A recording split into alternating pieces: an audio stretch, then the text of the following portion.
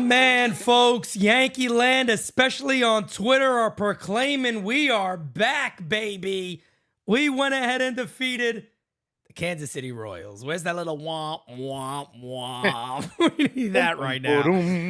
Derek, what do you, we're gonna really talk about this game because I actually have a lot that I want to say about the series with the Royals, where the Yankees did just complete a sweep of the Kansas City Royals. What do you take from this, man? Like, what is it that you are being positive about it? So let me come away okay with this. You know, when they were waiting to execute Ted Bundy, it got delayed a bunch of times. Like they kept postponing it, but eventually he got the chair. I feel like we're headed for the same fate. That's what it feels like, right? It's like a little bit.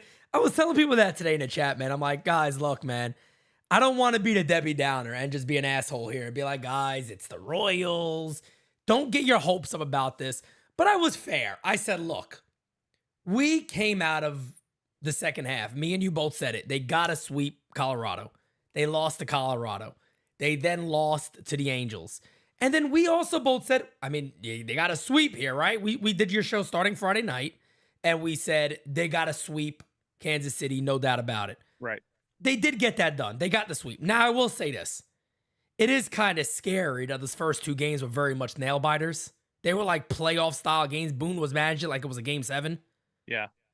I mean, that's scary to me. We literally beat the worst starting pitcher in Major League Baseball for us today. So round of applause, everybody. The worst pitcher in baseball. We kicked his ass. We're number 1. Come on. We are the champions. We are mediocre, my friends.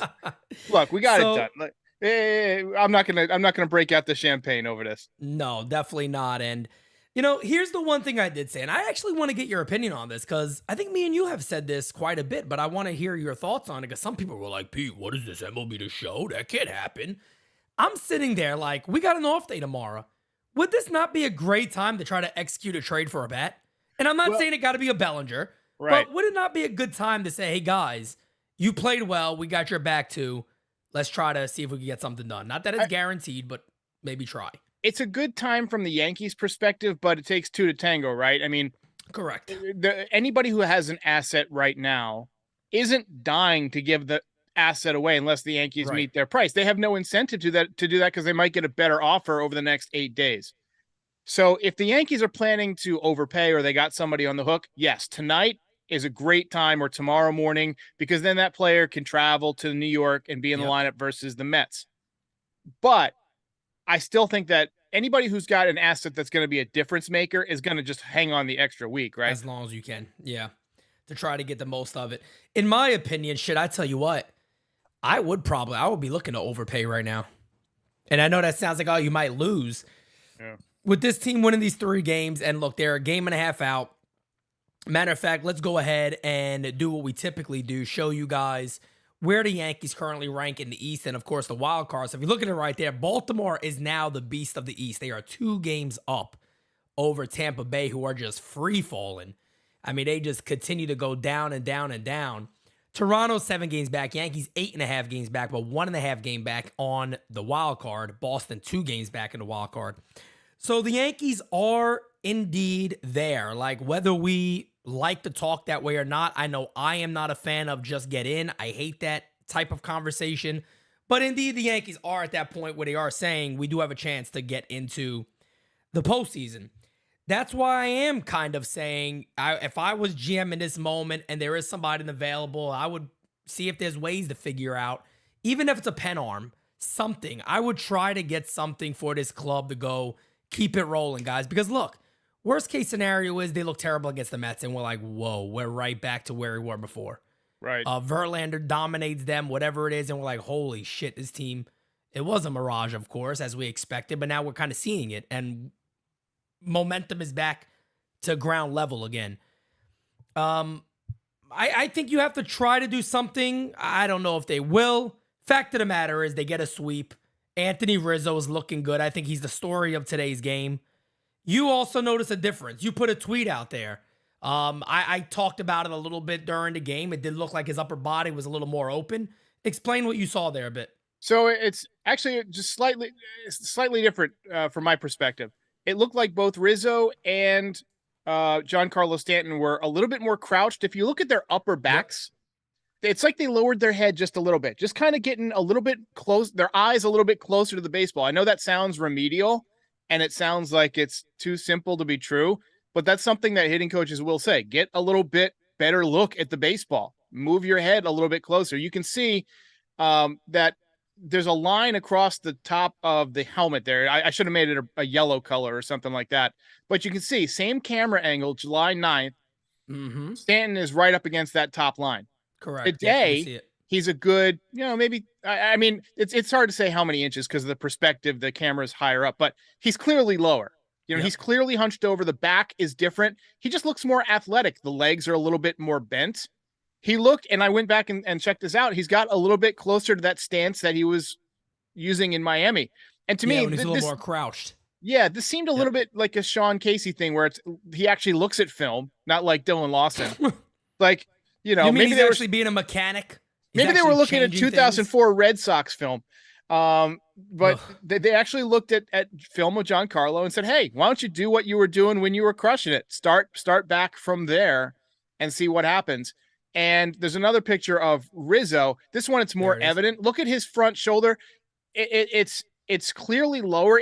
I think closed is the wrong word. It's almost like it's tilted downward, Yeah, correct. It's how Anthony Volpe kind of closed his stance to keep from pulling off. Yep. It's almost like the Yankees are closing or lowering that front shoulder to keep from uppercutting too much. It's like overcorrecting like the pendulum a little bit. Yeah. And it really worked for Rizzo. Well, what it looks like is that was a very old timer thing. If you remember way back in the day, like when guys used to teach or talk about how to hit, it was always front shoulder is down and the back part is up more and you're kind of more closed to the plate. Like the front shoulder is more towards home plate. Yeah. And the one thing too, I know that Yes Network was showing the other day during the game, I believe it was that Rizzo's swing is a lot more leveled. It's a lot more straight across, not that big uppercut that we were seeing quite a bit of.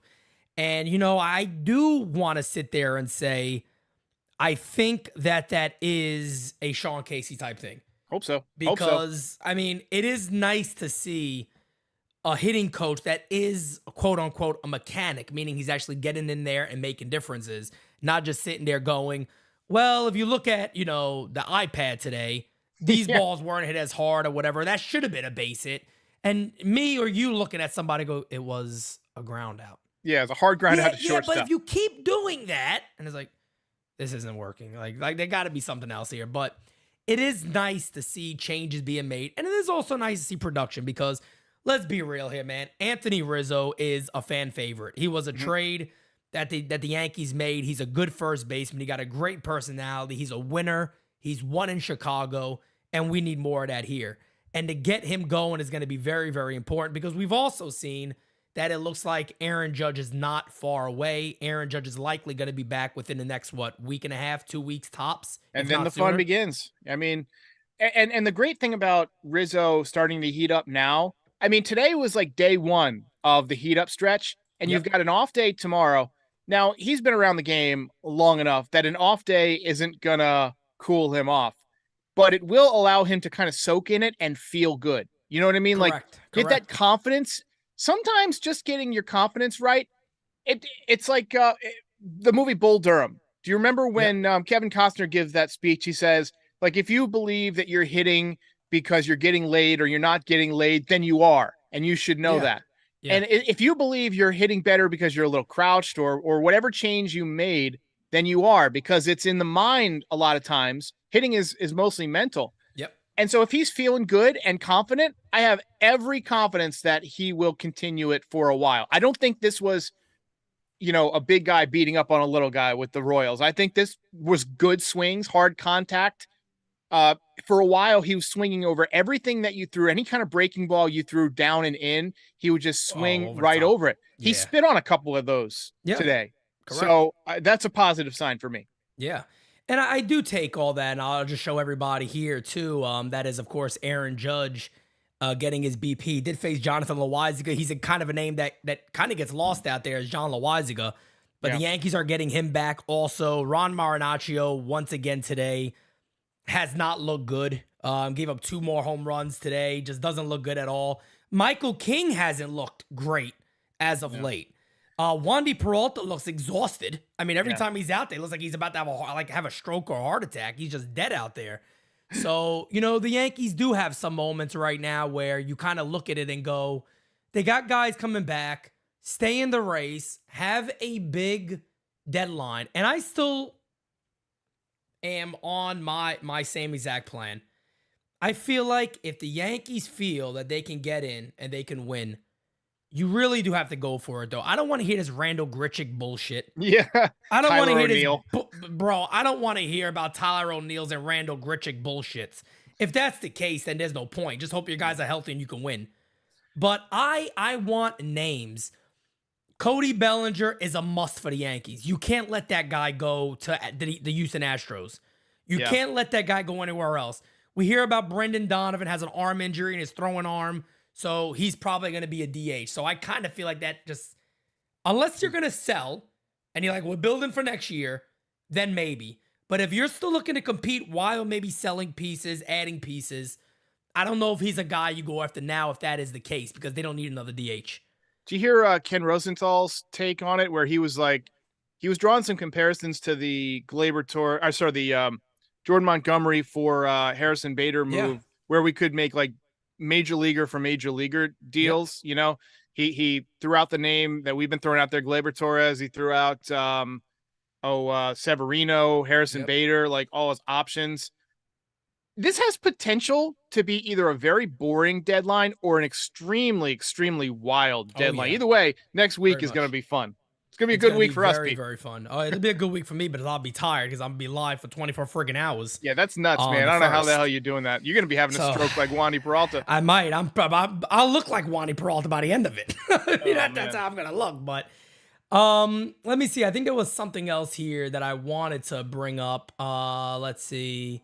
Yes, so right here, we have also the return of this guy right here. Nestor Cortez is also on the mend. He's coming back. 2 1/3 innings today, 4 hits, 1 run, no walks, 4 Ks. That was in Double-A. So he's getting his work in. And, the rotation to me hasn't been a major problem and hasn't been bad.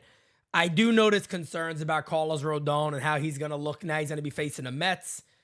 How did Severino look to you today? Do you think him coming out the stretch has been much better? I mean, he's marginally better. He still gave up 3 runs in 5 1/3 to the Royals. I mean, a couple of home runs. I mean, if that was the Orioles, it would have been 6 runs. They would have killed him. There were a couple of times he pitched out of jams, like he was doing the whole No, you're not getting out of that jam against the O's or maybe the Rays or maybe even the Blue Jays. The teams that are going to be important for us to face. Yeah, he wouldn't have done jack shit against them. Let me ask you this. If you had to make a decision, let's say the deadline was tomorrow. Okay. Severino, buy, keep him or deal him? I'd deal him. Yeah, I would too. I would deal him. Nestor's on his way back. Look, you put a lot of money into Carlos Rodon. I need him to perform. Yeah. I mean, I know sometimes people go, yeah, but what if he doesn't? Then he doesn't. And I mean, at the end of the day, he's the guy I put my money on. That's on Cashman. I mean, you put that money out there on him and you go for that. Look, I'm all for that. But if somebody were to tell me today we have a deal in place that we can get a starting left fielder for the rest of the year that's performing well. Yeah. He's a lefty also. I don't know who the name is. I don't care who the name is. He's a lefty also, but it's going to be a 1-1 and it's for Severino for that person. Would you do it? I would say yes, 100 times in a row. Get that deal done and do it.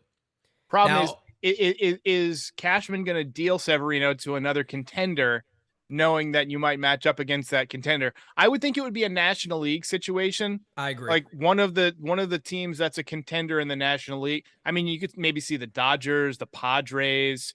Yep. What I'm kind of holding out hope for is that he goes to somewhere out west in the National League, some Diamondbacks, something like that. Arizona, maybe. What about for an Alec Thomas? Right. Yeah. Somebody something deal like that. Somebody from the West Coast, they need an ace. We need a left-handed bat, just a straight up baseball deal. Bring back Cortez. And honestly, Clark Schmidt has been fairly good the last several times out. Yep. Once Cortez comes back, I mean, I'd be surprised if Sevy was still in the rotation at that point. Yeah, it is kind of tough because one, you're not going to remove, Clark Schmidt's been very good. And I mean, if anybody could really help out of the bullpen, maybe it is Sevy. I mean, I don't know how much That's the better other he thought. would Maybe be, but maybe they say, hey, Severino, you're going to the setup role for a little while. You got a yeah, chance to be our lights out closer in the yep, playoffs.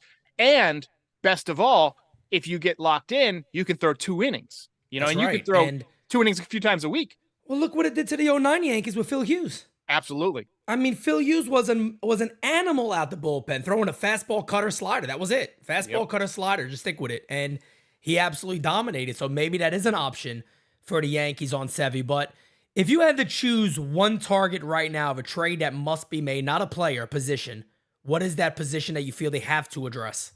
I mean, I got to go get a left fielder. I Yeah, mean, you just got to it's been have too long. 3 outfielders. I personally, I love Bellinger for left field. I Yep, mean, me that too. would be the move I'd be all in trying to make right now. Yep. I think you could probably get him without trading any of your top 5 prospects. You could probably Yeah. get quantity over quality just because he's going to be a free agent. I love the idea of getting a legitimate closer if there's one out there to get I to. But agree. again, maybe Sevy's Loizaga, maybe. I don't know. I don't know what their plan is, but we need a lockdown closer. Do you trust Clay Holmes in a No, in a hell tight ball no. game? Even No, though he's no, been no, no, great, no, like no, no, no. 7th game of the World Series, No, man. bases loaded. I don't trust him to throw a strike. No. If it's a 1-run lead, 2-run leads, I'm shitting my pants if he has to come in and close the game out. I'm legitimately shitting my pants. So I mean, I'm right there with you. I agree. I mean, I've seen some little trades out there of things that could potentially happen Ooh, towards the Josh Bellinger Hader. deal. Josh Hader wouldn't be a terrible. I got another one for you, and I don't know if he's a closer still as of right now. But what if the Mets go, hey, we'll deal Robertson to you guys, no problem. I take D-Rob back. Oh, absolutely. And I'd put I him in the mean, closer role right hell away. yeah. I mean, he's been there and done that. Why the hell not? I have no problem with that. Fan favorite. Aledmys Diaz Hunter is not going nowhere. I don't No. think they're going to trade Aledmys Diaz. He's doing, Cincinnati's building a nice young club over there. But I would see, I've seen a couple of things when it comes to Bellinger, like mock trades. And a lot of people start off like with a Trey Sweeney and a starting pitcher, like a Trey Sweeney, a Randy Vasquez, or Johnny Brito. I don't think it's gonna be that expensive. You don't think it's going to be, you think it's going to be less than that or more than that? I think you can probably get him for, so you got 2 months of control. Does he have an option? I think he's got like a No, mutual I think option. he has an option. Yeah, I think it's a mutual option. Yeah. So essentially, like, he's having a good year. He's not gonna take the option. He's gonna go be a free agent. Yep. So you're looking at a 2-month rental. I mean, what did we pay for Jacoby, or not for Jacoby Ellsbury, Bellinger? the dude who hurt his hamate bone? Oh, I'm sorry. I don't know why I said Bellinger for Benintendi. Benintendi, yeah. What was that deal again? I don't even remember. It was Hayden Wesneski. So he was like Yes. he was a pitcher, but he was like a mid-range. I think, maybe a Clayton Beater, something like that, which I wouldn't be crazy about, or a Drew Thorpe, like one of the younger minor leaguers who's got great stuff. Maybe even a Randy Vasquez, who's had a very nice couple of games with the Yankees. Yep. Johnny Brito. I'd have no trouble dealing like a major league ready starting pitcher, even though we're a little thin there, because you only got a couple of months left in the season.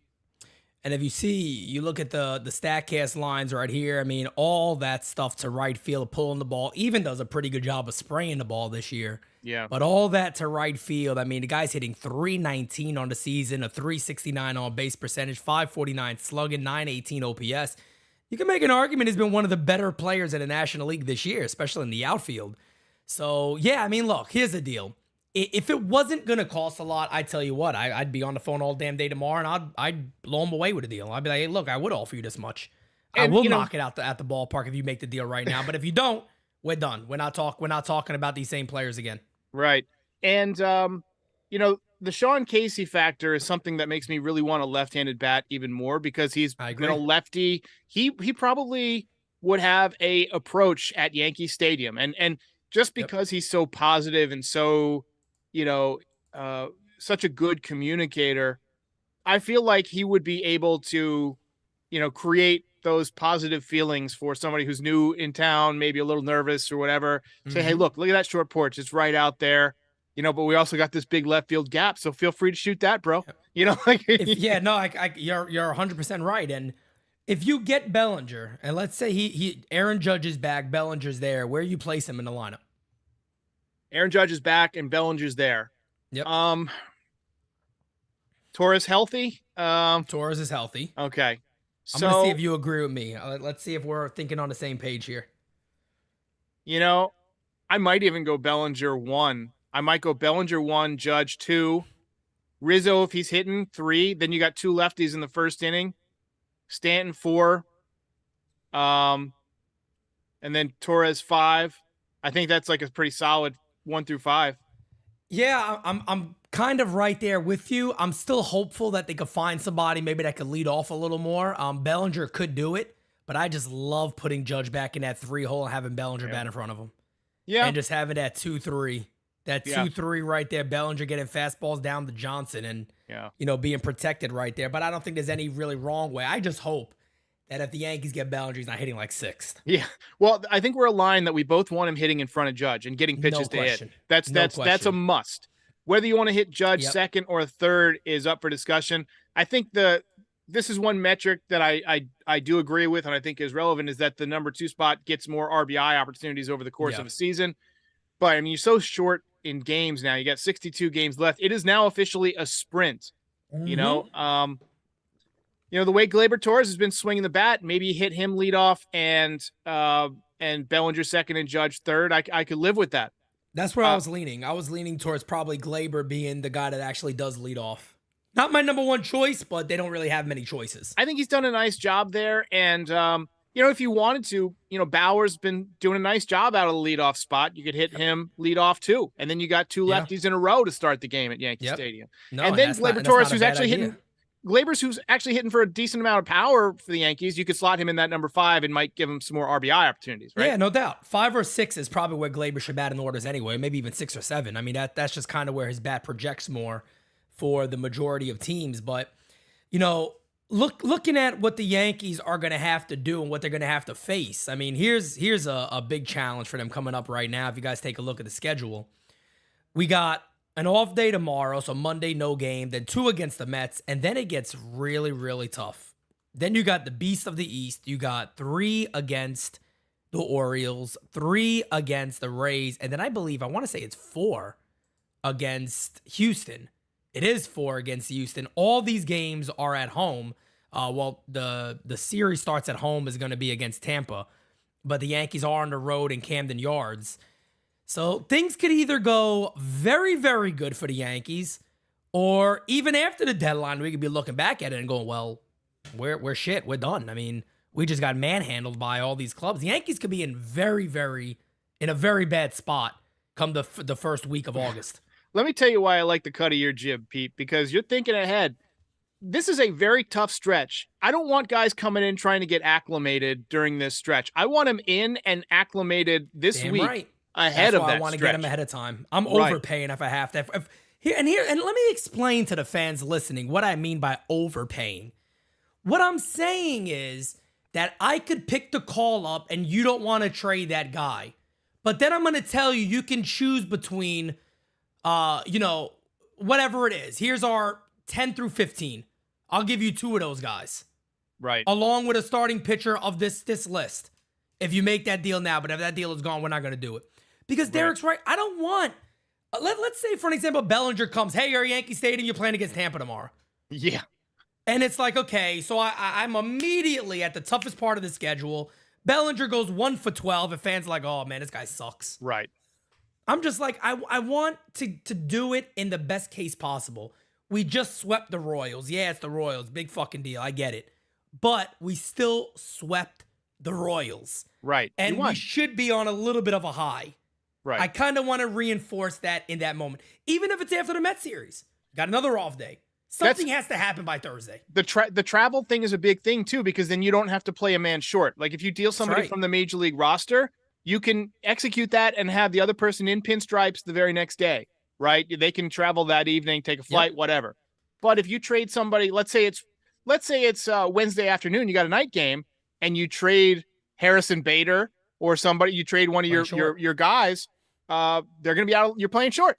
Yep. So I want the full complement of roster. We're not at the point of the season where we can give any kind of handicap. We have to be balls Correct. to the wall. Frankly, we don't have the talent on this team to give any kind of handicap right now. We've got a lot Bingo. of guys who are struggling, got a lot of old players.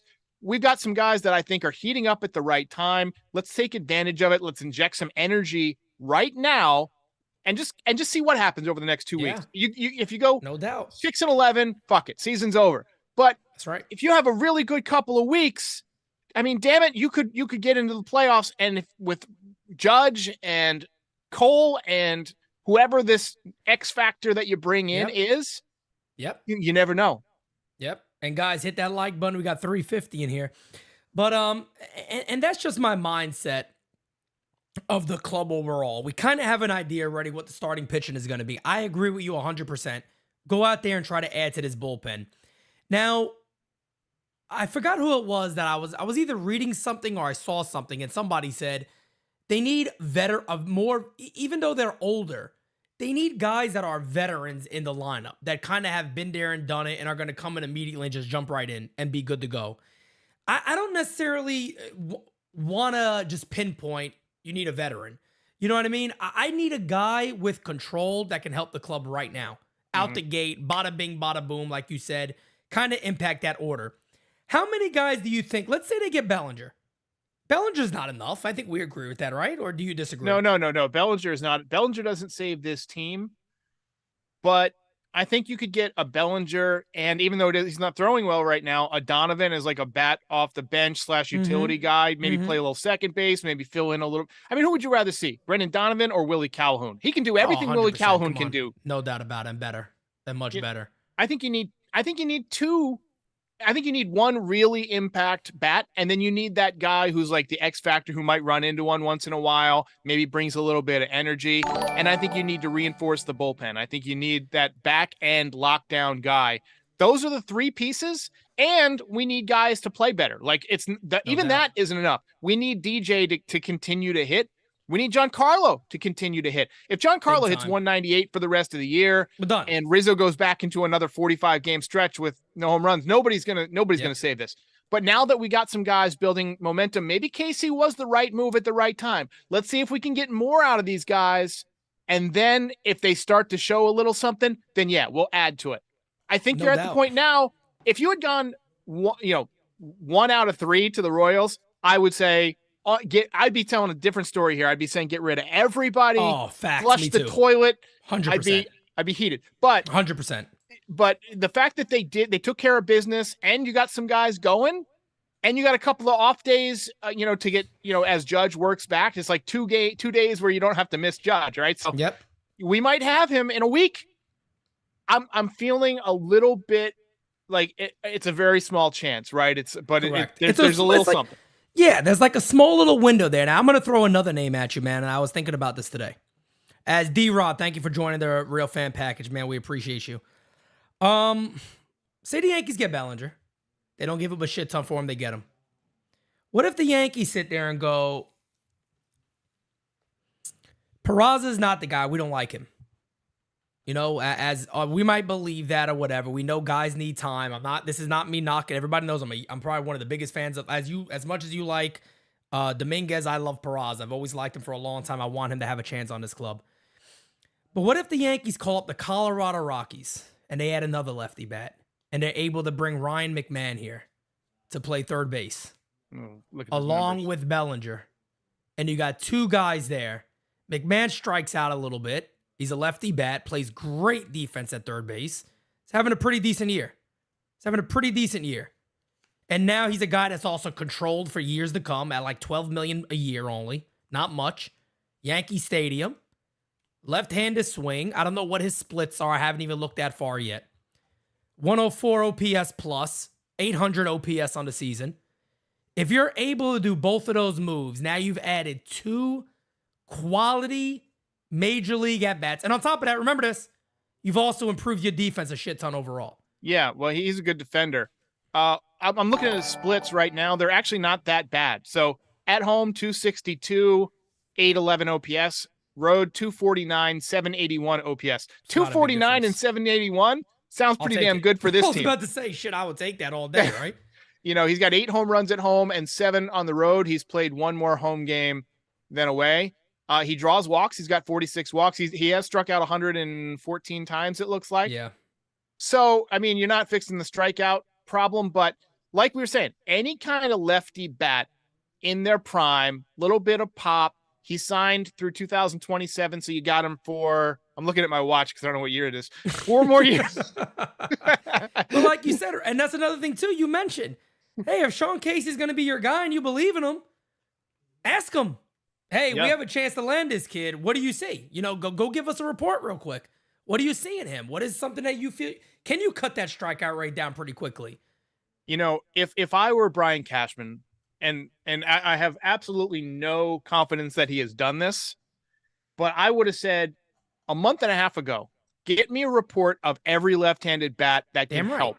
Every left-handed bat in the major leagues that can help. I don't care who they are. I don't care if they're playing in AAA. I don't care if they're, even if it was like a Luke Voit type a few years ago. Remember, he came up from the Cardinals in 2018, tearing it up in AAA. Awesome. Yep. In general, I'm so on AAA numbers, right? Like, because sometimes it can mean something, and sometimes it's a mirage, like certain like Hoy Park or whatever. But sometimes it's legit. Park. Yeah, man, I got that one wrong. That was one of the. I was like, play Hoy Park, you fucks! How dare you? I mean, look, a lot of times we fall in love with numbers sometimes, but here's another thing too about McMahon. If you don't mind me just bringing this up real quick, the nerds gotta love him. I mean, look at the Statcast chart right here. Oh man, this is a nerd's wet dream right here. I mean, they're shooting shit all over the place right now, and they look at this.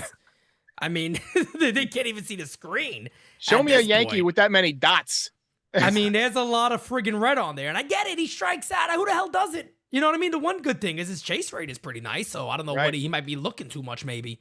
But, it kind of says that he controls the zone well, and look at his outs above average. I mean, these are all things in a guy that could help this team out a lot. For lefties, I'm forgiving of the strikeouts because we need lefties so bad, right? Correct. I agree. And, it's a park built. We've said this ad nauseum. It's a park built for left-handed hitters. It is malpractice to not have more legitimate lefty bats. Don't give me Bauer. Bauer's done fine. Don't give me Calhoun. These are not non-roster invitees, right? Yep. Give me a legitimate, like, all-star level bat. This is New York Yankees, for crying out loud. Damn right. And we got a super chat from Ruben. He says, if we are going for it, get left field Soto, closer Hader, Bellinger. Wesneski wasn't an Efros deal. Okay. Benny deal was Champlain, Sycamore, and Beck Way. So it was a little bit. Okay. They gave up a little bit to get him. But look, here's the deal on Juan Soto, guys. I love the guy. I don't see them making the deal. At this point, I don't see the Padres trading them. Now, I could sit back and look at the Padres all day and go, you guys are really far out of it. Like, even the wild card is 6 games out. But here's the wild thing. I actually looked into the Padres. My brother Michael watches them a lot, and we were talking about it. Their run differential is really good. Like, their record shouldn't be what their record is right now. I know I hate kind of saying that stuff because it is what it is. But they're a better club than what they're performing at. Like, a much better team. They've got a plus 52 run differential, which is better than the Yankees. 3 times better than the Yankees. Yeah. So, they've got an unbelievable offense, and occasionally they will just completely explode. I mean, here's one I want to throw out. Now, this is way out there. Let's hear it. Come on. Let's hear it. I love these. What if they owe a lot of money to Tatis? Manager, that GM might want to break it down again. What if you said, hey, we'll give you Volpe and a few other people. We'll take Tatis. We got 100%. Soto. I mean, you take a couple of those big contracts off of their hands. I'd die right here.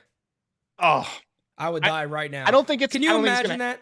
But I mean, I would part with, and I wouldn't have said this a while ago, but the season he's having, Dominguez, Volpe, you name it. I'll give you 5 of my top 10 prospects, 2 major leaguers. I'll give you whatever you want. Tatis and Soto, fucking A. It looks like I'm at a Pantera concert right now. 100%. It looks like you're blowing the microphone. Bro, 150%. I would do whatever the hell they want. I would make any deal they want. Won't happen. It's pipe dream. I should put down the crack. But if this was It's fun. MLB The This Show, is the time to talk about it. Yeah, if this was is MLB what The Show, GMs do. GMs sit SRT. across the table from each other like this, or they text each other. I got a crazy Yep. idea. Let me. What about Soriano for A-Rod to play third base? That's run this by you. Well, what Hey, about you Ted never know what the hell Williams happens. for Joe D? Let's do that. Yep. You know what I mean? You never know what the hell happens. David Miser with a super chat says, we need lefties, yes, but look at our history. We don't do better in the 90s and early 2000s with good lefties. And for our future, Soto for free agency in 2 years. I'm trying to understand what you said in the first. We need lefty, yes, but look at our history. We don't better in the 90s. I think he meant we done better in the 90s and early 2000s with good lefties. Yeah, that's what I'm assuming. I thought he was saying, kind of be an anti-lefty there, but no, got to be all 4 left-handers in the Yankees lineup. That's how they win. You learn to recognize typos. Dude, reading these chats, you learn to recognize the common typos. I gotta do a better job on that then, because this one right here, I had a little tough time with it. There's a few times I've legitimately stroked out trying to read like a comment, like, and I sound like an idiot on the audio version because I just start reading it and I'm like, saying words that don't go together and pronouncing them all slowly, and people are like, "Are you okay?" And Hank, thank you in the comments for getting the likes up, guys. Let's get to that 150 like. We almost got 400 people in here. But those are just a couple of brief names right there. I mean, I think it'll make the Yankees better. Ryan McMahon, I think I actually looked at what he's owed over the last couple of years. This year, it's nothing. It would literally be a wash. This year, he's only owed $9 million. So that's almost done. I mean, that's an easy deal to just plan for next year. Only $12 million next year. Then $12 million again, and then 16 and 16. That's a really, really nice contract if you could get 20-plus homers from him a year, even if he batted 250. And plays great defense. That's a really good steal for the Yankees if you can make that move. Let me throw something else at you. Come on, let's do it. I love this, damn it. Let's say you're going out and getting Cody Bellinger, right? All right, okay. What if you say throw in Yan Gomes, catcher? I don't mind. How's he doing this year, by the way? He's hitting 263. He's got 8 home runs. He's 35 years old, so he's like on the, he's near the end, but he's only signed through this year. He's got a team option for next year, but this is a guy who, good defensive player, more offense than we're getting right now. It's clutch too. I like what Rortvedt did in the minor leagues, but this is one of those instances where you don't know if it's going to translate. I hope it will. He looks like a hitter, but if it doesn't, you got a couple of weeks, maybe Gomes is one of those guys. You never know. And Ruben says, I've been saying Machado and Soto if they're going to go for it, but man, Tatis and Soto would be wild. I mean, that would be absolutely insane. We would own the deadline. Oh my God, bro. Can you imagine? Like, I would literally, I think, be live until game time. Like, I would stay live the minute it happens until the game, like call the game straight from that. Like, I couldn't help myself. I would have to just be talking to people. Yeah, that would be absolutely bonkers. But again, that's something that's, it's more fantasy that I think than reality. I don't think they're going to move him. Both of those. Somebody mentioned he's on a team friendly contract, but it still is like $200 and something million left, right? Yeah, that's not chump change. No, not at all. And when it comes to the whole catcher situation too, somebody even brought up to me today to what about Salvador Perez? And he was my take on it. I said no, I wouldn't want him for now. Now, if the Yankees were like in first place, or if the Yankees were like I'm talking about, they're like right there, they're fighting for first place, I would say that's kind of like one of those we're overkilling it moves. Like, this is going to just really give us that chance to win it all. Mm-hmm. But for a team that is just trying to win, he has a long-term contract still. I wouldn't go anywhere near that. Yeah, I'm looking through the rest of the league at other guys who, are options. There's just not a lot out there to trade for. I mean, there's so many teams in contention. I'm looking at, like the White Sox and the Pirates and the Cardinals, and they just don't have the kind of stuff that you want. I mean, Cardinals. If Yoan Moncada could fucking play, if Yoan Moncada was actually a good player, like he's doing well, and they sent him. I think he got injured. He's coming back from an injury. If he was actually consistent, he would fit the Yankees lineup so good at third base. Yeah, because he's a good third baseman. He's a switch hitter, but he just never has been able to put it together since that juice ball year. What about Heimer Candelario? He's another one. Washington's it wouldn't be a bad bet. And see, that's like a name right now that I would be like, get him now. Right. Like, that would be nice to be like, hey, we got a switch hitting third baseman. He's having a good, what is he hitting, like 250? He's hitting 257. He's got 15 homers. He's got a 126 OPS, 126 OPS plus. Give me 812 OPS. I mean, that's Give me him. leagues better. But then again, they're going to look at, DJ's been hitting well for a week. I don't think that they, you know what I mean? Like in some ways, I'm glad that they started hitting, but in some ways it's kind of like if they turn into a pumpkin after the deadline, it's like they screwed us. Yeah. And that's and that's why I think it is the decision-making part is the most wild part of the deadline, because I still believe, even if the Yankees beat the Mets 2 in a row, and it's like, wow, they're looking good, they're getting hot. I still believe a buy sell is the best way to go. Yeah. Because there's so many dead pieces still on this club that you could just improve by getting rid of them. Yeah. How about Brandon Marsh from the Phillies? He's a center fielder, but he could probably play left. Shave all that beard, man. That's a lot of beard to shave. He's got that trapped in a mind look right now, but we'll fix that. Hitting 277, 357 on base percentage, 121 OPS. Not a ton of power, 7 home runs. Only reason I really, really want him is because I rake with him in the show. I think I got 57 home runs with him in the show. Damn. Well, the other good thing about him is this, right? What were we talking about earlier? He's a leadoff guy. Yeah. He's 100% a leadoff hitter, and that would be nice. See, a lot of people in the chat are saying Tyler O'Neill. That doesn't move me. So let me look at Tyler O'Neill's numbers. Tyler O'Neill. I feel like he's a right-handed, right? He's a muscle head that's injured every 2 days. So first of all, he's hitting 235. I feel like we got enough of that. He's got a negative WAR, minus 0.2. What does he bring to the table? He's right-handed. That's my thing. I don't know. Like, why people are like really obsessed with this dude. I'm like, why? I don't see it. I think it's because it's the only like legitimate name that we've seen brought up from like baseball reporters. But a lot of times the baseball reporters are just speculating. Brian Cashman barely leaks ever. Like he never leak. That's why there's so many deals that just come out of nowhere. And everybody's like, what the hell? He's like, yeah, we've been doing this for 3 months. Josh Donaldson. Yeah, we've been working on this. Yeah, exactly that. We've been working on this deal for, like, I forgot what it was. Oh, the Curtis Granderson deal. I was like, yeah, we actually been working on this for like 5 months now. And the reason people like O'Neill is he hit 34 home runs in 2021, but that's 2 years ago. He hit 228 last year. He's hitting 235. He is the year before that, he hit 173. For all we know, he took steroids. Like we don't know. Yeah, exactly. He doesn't move the needle for me. No, not at all. I'd much rather pay more for Nootbaar if that's the case. Like pay a lot more. Give me Lars Nootbaar any day. Give me Donovan. Give me a hurt Donovan. Like, hey man, we're gonna, you're gonna play around the field. We'll figure out what's up with the arm. I don't know, but you look at the worst teams in the league. Like we said, Colorado. The guy that makes the most sense there to me is McMahon. We don't know about San Diego, what they're gonna do. Pittsburgh, I was even hearing something recently that they're not going to look to deal Bednar because they are trying to build the club for next year. And Bednar is controlled for years to come. So they don't have to go ahead and surrender him now. The Nationals we talked about, Candelario can make sense. Oakland, who is the guy in Oakland, the outfield, that has like 40-something stolen bags already? Yuri Perez? It's Jury something. I forget how you say his name. Isn't it Perez's last name? It's Jury Ruiz. It's Jury Ruiz. Ruiz. It's Jury Ruiz. He's a right-handed hitter, right?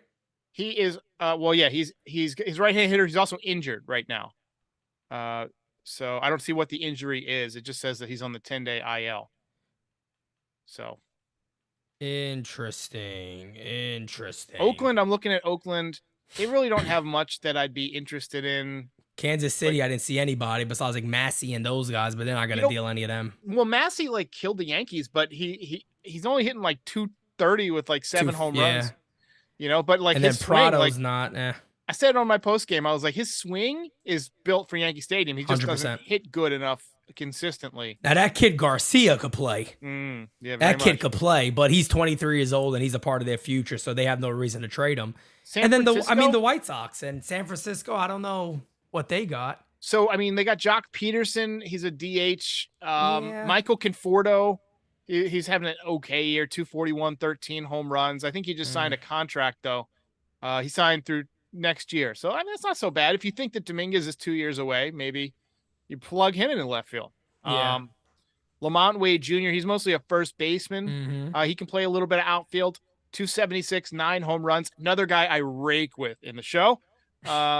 I trade for lefties. Well, that's what I do. I mean, when I'm GM, I get lefties. It's a smart way to do it. You would, yeah. That's the friggin' smart way to do it, to get some damn lefties on this club instead of a bunch of right-handers. But I mean, look, we're days away. We're not far away. I don't know why anybody thinks it's crazy for the Yankees to go out there and look to make a move maybe by the time they play Baltimore. And that gives them a couple of days. But I know if I'm Brian Cashman, that is what I'm shooting for. I'm trying my best to go get a deal done, put in place, ready to go against the like you said, man, that is the do all end all. I think that's the telling part. What are they gonna do in those 10 games they play against Baltimore, Tampa, and then Houston? Like Derek said, Yankees can make all these moves that come out of that and be like, shit, we're out. Well, damn, we're done. I mean, we kind of belt our own grave here. Or they make some moves, they play very well, they end it above 500, and they look at it and go, we beat everybody in front of us. We get into the postseason, we could do it again. This is usually the time when Cashman pulls the trigger on deal number one. Like, yep. Joey Gallo wasn't a deadline thing. He was like 5 days before the deadline. Ichiro was today. Ichiro was today. You know, the deadline was a little closer back then. It was like a day closer. So it'd be the 31st, like right? The equivalent of something happening tomorrow, essentially. Yeah. So, you know, this is the time when he likes to evaluate the team. And it would not shock me one bit if we wake up tomorrow or we get that text from Jeff Passan at 2 a.m. The Yankees have acquired Bellinger or somebody of that ilk. I hope so. Yeah, I hope it's something they do. That is what I'm hopeful of, at least, is that they make a move like that. And I would love for it to be tomorrow. If it's not tomorrow, go to 2 games, have that other off day, make a move, go into Baltimore with a little bit of reinforcements. And again, not just the reinforcements of the players coming back from the injured list, because I hate when they use that as, it's kind of like making trades. We got these guys back. I can't stand hearing that. Like, you're the fucking Yankees. You know, go out there and make some legitimate moves. And on top of that, too, if anybody knows the Yankees list of Rule 5 picks that need to be protected, there's a lot of good names on there. I mean, a lot of really, really good names. So the reason I bring that up is those are a lot of times the first guys you look to move. Yeah. And there's really good names on there. Exactly. There's Pereira. I think Pereira is one of those guys, right? He's one of those guys. No, Everson Pereira's not one. He's on the 40-man already. Okay, that's right. Yeah, he had a 455-foot. He had 2 home runs today, but he's killing it at AAA. He's somebody you got to consider. He's always been he's always been really, really good as long as he's on the field. Yeah. I mean, that's the thing about him, is that he just hasn't maintained his health, but he's been very, very good while he's on the field. Another guy, there's a couple of the big pitching prospects they got to protect. And another guy is Augustin Ramirez, who, if anybody don't know about Augustin Ramirez, get used to his name. He is going to be one of their top prospects very, very soon. Good swing. And he's a Dominican catch. You guys have heard me talk about him quite a bit. They'll be really good.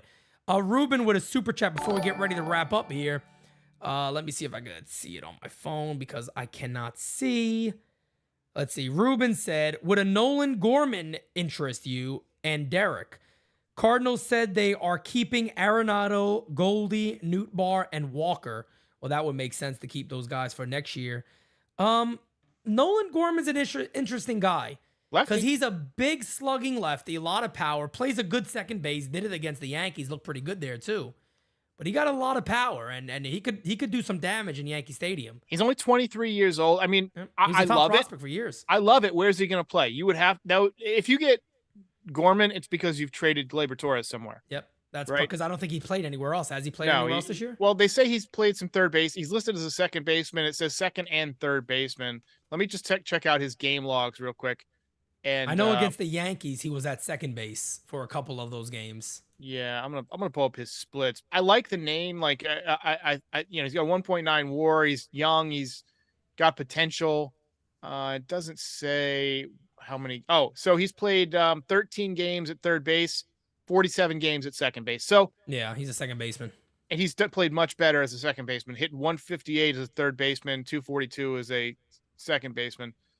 He's hit 260 as a DH, so he could be that left-handed DH to give Giancarlo some days off. Like he fits in enough small places that, you know, I could see the Yankees going out and getting him, but you're not going to get him unless you deal Gleyber Torres, because Gleyber Torres is your everyday second baseman. I agree. Well, again, and this is when I think creativity is a major factor, right? Because let's say if you do it, you do make a deal like that, and you go, well, Gleyber can get us that everyday left fielder that we're looking for, and now we got a second baseman and a left fielder, 2 more lefties added, and bada bing, bada boom. We got a couple of super chats here. David Miser says, what's your opinion on Shane Bieber or Jack Flaherty?